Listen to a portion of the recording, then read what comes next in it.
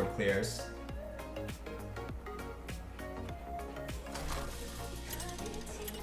Free to play Priest Monka S. And this is truly free to play. There's no epics, legendaries, or even Death Knight. So anybody can play this deck.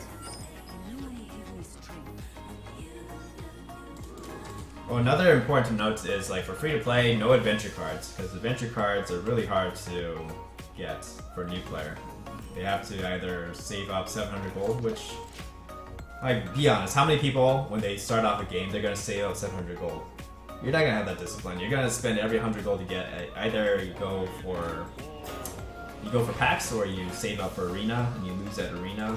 So yeah, nobody's gonna save it for the wings.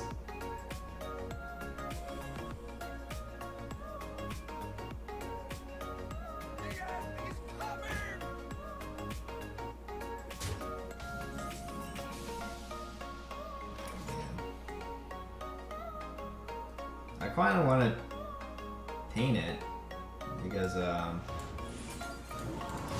we have some good tempo plays coming up, like Talon Priest off, and then that'd be nice to have. It'd be nice to be able to like stick it on something. If we give him the tempo, who knows what happens?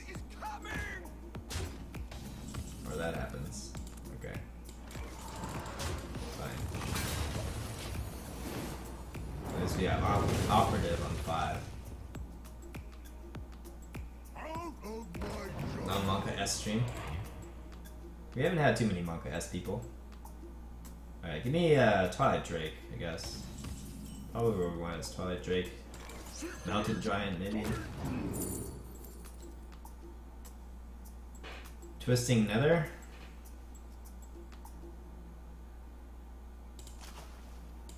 Fine, Twisting Nether. In case he has a bunch of giants we don't have an answer to.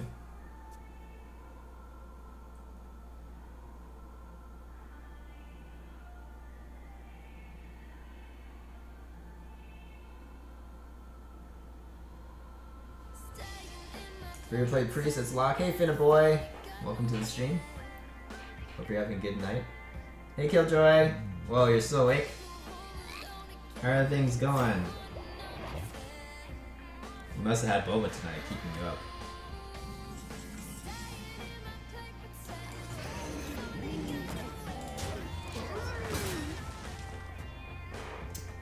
If I ran into the taunt already, it would have set up for his coin Abyssal. So let's wait to punch into his taunt until we can buff up the health, so it's out of Abyssal range.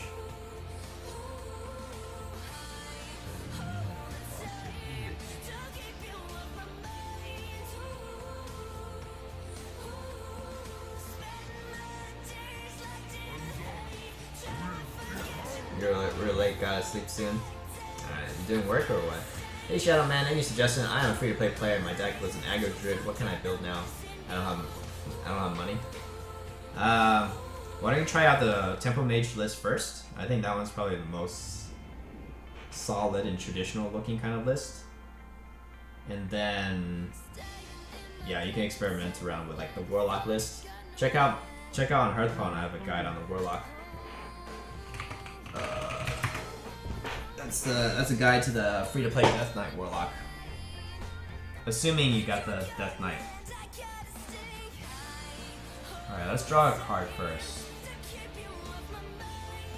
Let's buff this one. We got Drake.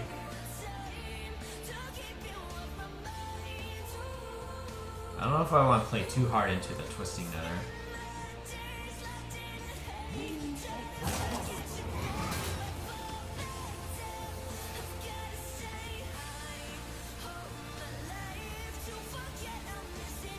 Like, he can punch in and that sets up the Hellfire. So I think we do this to protect from that.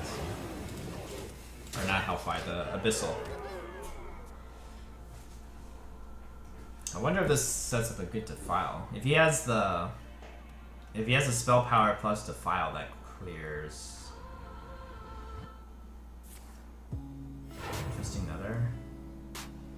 Oh. Okay. Pretty greedy. Might be able to punish him here.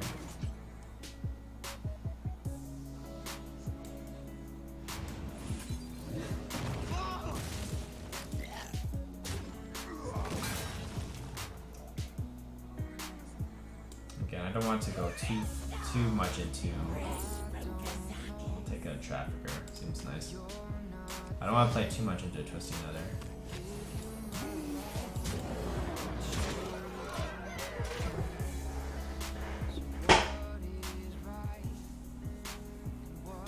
Yeah, no problem, Liquorson. I consider myself a free-to-play player since I haven't paid for packs since like 3 expansions. So all my good cards have rotated out because Batman stuck in like 10. Don't worry, you can do it. I believe.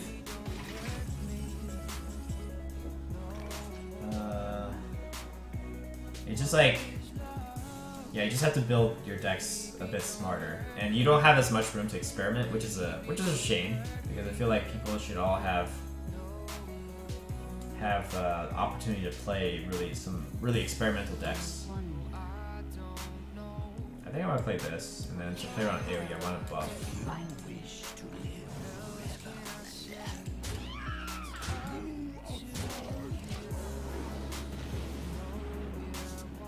Nice.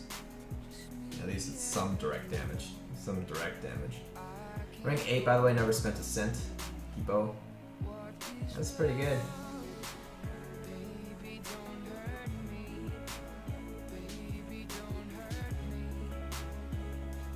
I'd say there's like, unless you really are trying to compete or you have some pride that you want to hit legend. Like for me, as a casual player, I wouldn't even say I'm like super casual, but I'm definitely not tryharding for tournaments and stuff anymore.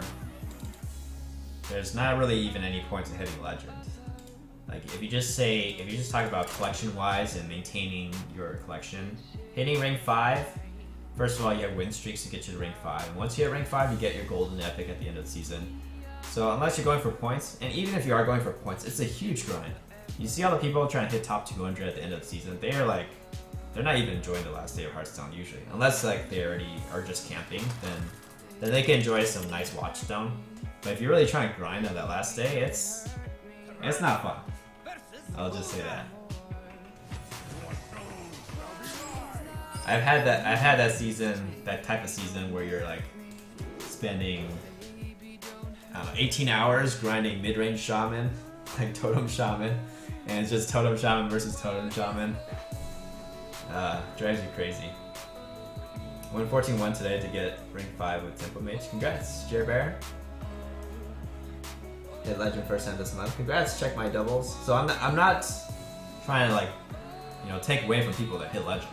Obviously, hitting legend is still a grind and it's still tough. And if you want to do it for the sake of doing it, then go ahead. Like you should still feel proud to hit legend every season. It only gets harder. Like as information and as people watch streams and the skill level of the general population gets higher. Like I would say, the meta stabilizes a lot faster than it used to. Probably people already know very well how to like find the best decks right away. Like a new expansion comes out, probably a couple weeks later, all the best decks are already discovered. Whereas before, there were probably still a lot of hidden decks, and people didn't know exactly the best way to play Hearthstone. So yeah, definitely changes as time goes on. So I'd just say the skill gap is closing. And it also doesn't help that the skill cap decks is decreasing. Like think about back in the day when there was Patron Warrior. That was a super high skill cap deck. Yeah, how come everyone has Doomsayers? I want to do this just to draw a card. Yeah, think about those days. Patron Warrior. And then think about these days. Pirate Warrior. What's it? No, it's not. You don't think the skill cap of decks these days are lower than they used to be? Like I feel like Zoo. Like what's the equivalent of Zoo these days, or Handlock, or yeah, like Patron Warrior. I feel like we're missing some of those equivalents, right?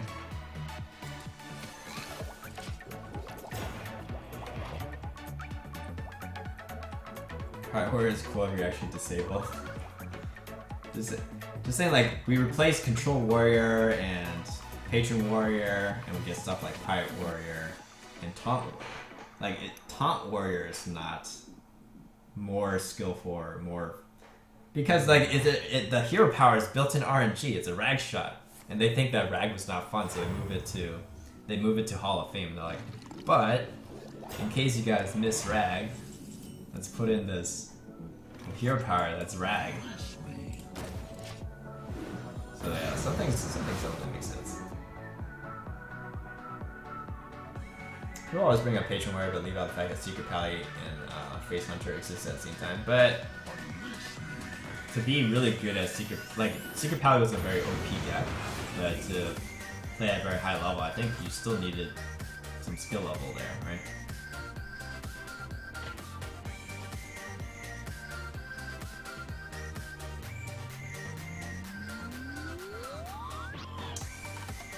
Make sure this survives. I want to... Am I putting in too many eggs in one basket if I... Because he can just Siphon Soul, right?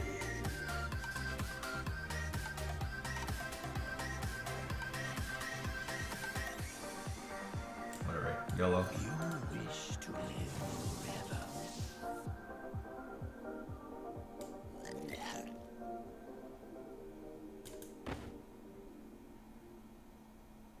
Your soul is mine. So we're gonna have to use a Drained Soul. Yeah,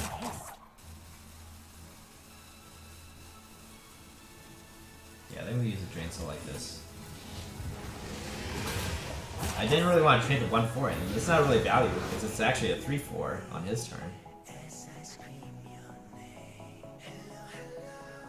I'm gonna say what you just said about Secret Pally in any deck today, just any deck in general. I'm just saying I feel like the decks these days are a lot more high rolly. There are a lot more decks like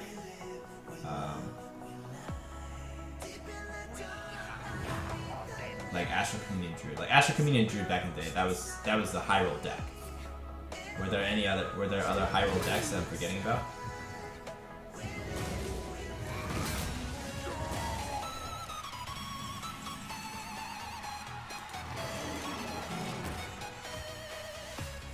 Patron Warrior wasn't hard, OTK Worgen was? Well, I'm not gonna say... You can play both too, right? I play Patron and Worgen together in one list. But yes, at the peak of Patron Warrior, I didn't like to play it. But that's kind of my own preference.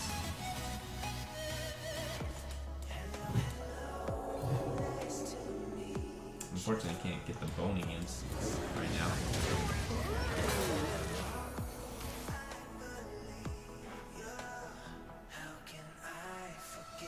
It's better than Shaman Stone where you had to play Aggro Shaman when you lost.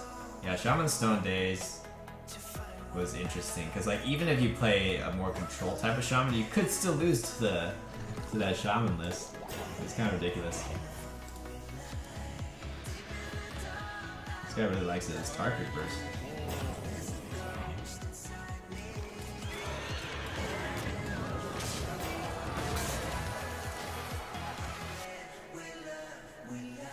Doomhammer Aggro Shaman was my favorite tournament deck after TOG expansion. The old gods. Saying skill goes down and its variance goes up is an extremely common misconception that exists on different axes. It's like the amount of stuff you have control over, right?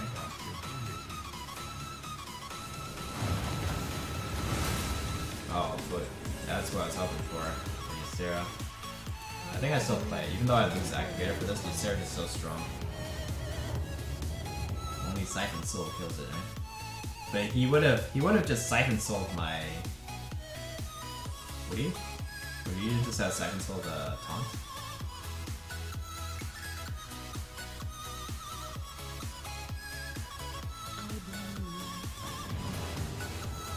We picked up an activator. That's cool. Secret agent coming. This is a big boy.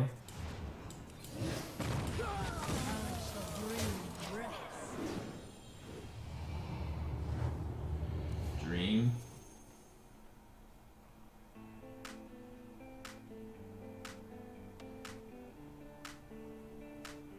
Why are people playing Alexstrasza in this? Isn't it usually too much to play both the DK? Maybe it's not a DK deck.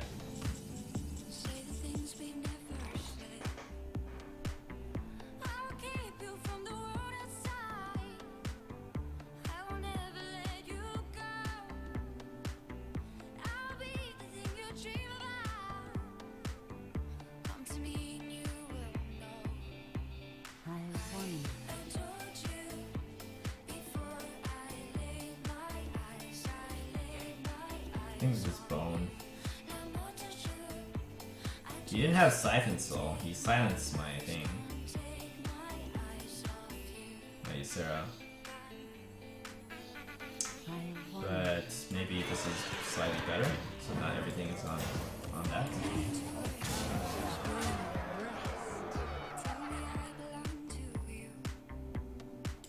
Yeah, we don't die from the Siphon Soul, right?